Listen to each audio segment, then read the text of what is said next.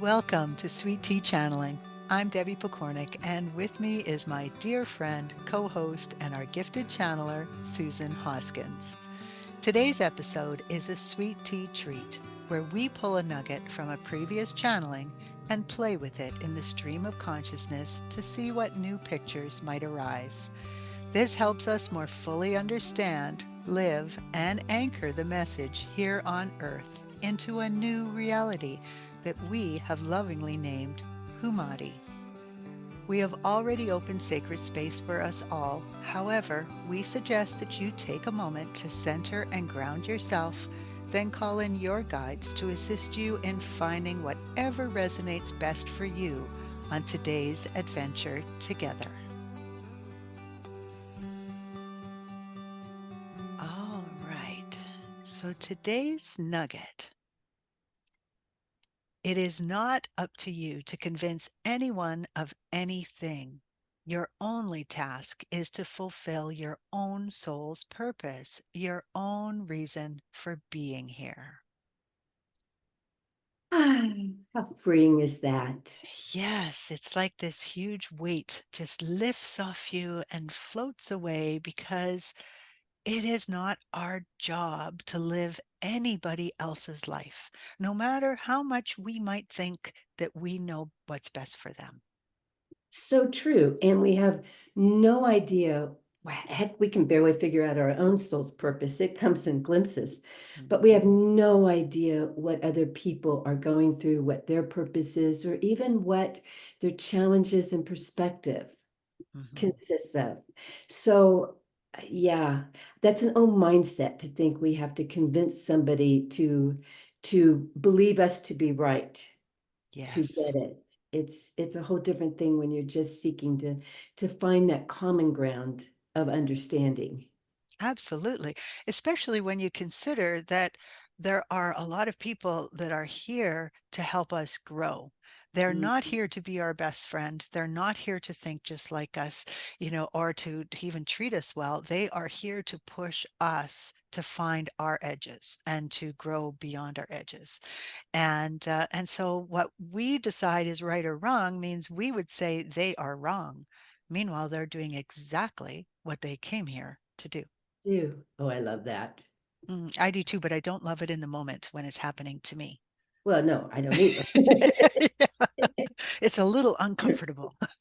But I think what really helps is just for me is just remembering our oneness. Like you just said, people who show up in our life, whether they're playing a symphony for us or pushing our buttons, Mhm, are guided to do so, are meant to do so for mhm, our own realization. And I like mhm. that.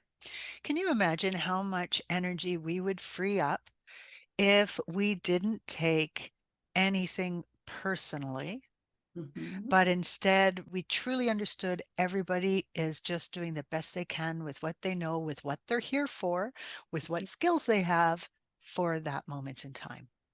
Yeah, I love that. The reminder for me is to regroup and get more in touch with what I'm here to do, what my purpose is, or what my skills are, and stay true to that.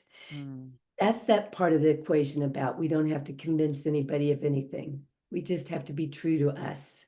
that's right. It's really interesting to me how we are nudged to go a certain direction in our life so that we do complete our soul's mission. For example, we talked about typing before. I needed to be able to type. I've written books. I've done jobs where I needed to be in the spotlight, where I needed to speak on camera or speak in front of a group of people.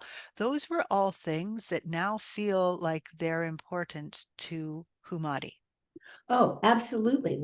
Even some of the jobs that I loved at first, but then didn't love so much at the end, brought me skills, and working with people just brought new insight and also showed the contrast Mm, between what I love doing and what I'm no longer enjoying. That was a huge one at the end for me when I yes. left my career to return to writing. It was like, no, it's much more important no matter what the future holds, no matter the paycheck. It's far more important that I spend my days doing that which fills me rather than doing something just so I can live to do what I love another day. If I can just Yes. make it to the weekend. That taught me a lot right there. Yes. You just reminded me of when I was younger, I worked at a bank. And I first almost got fired from the bank. But once I sorted that out, I became a star employee and I really was climbing and doing well in the bank. And one day I was sitting down for my staff review and I was being asked, what are your aspirations? Where do you want to grow to? Very quickly figured out that all of the positions that they wanted me to aspire to were positions that had less and less and less interaction with the public. So that did push me out of the bank and push me on a whole different trajectory that I was supposed to be on, Yeah, right? exactly. But it was me recognizing that no, I like being of service. I really love to be of service to people. And that's what Hoomadhi is all about. It is. And I love how we're talking about this because our lives are not meant to be a straight line from a beginning to an end, from whatever that is. It's flowing. And I love when we come upon that little curve in the bend that says, no, time to go this way, not that way. And it all is perfect because you and I both know everything we've done has led us to this moment right now where we are doing what we love. Yes.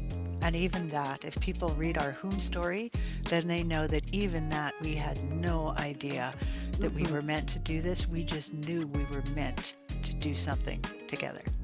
Exactly. So And it cool. keeps coming. There's so much more to be revealed that we don't even have a clue yet. Yes. Yeah. So stay tuned.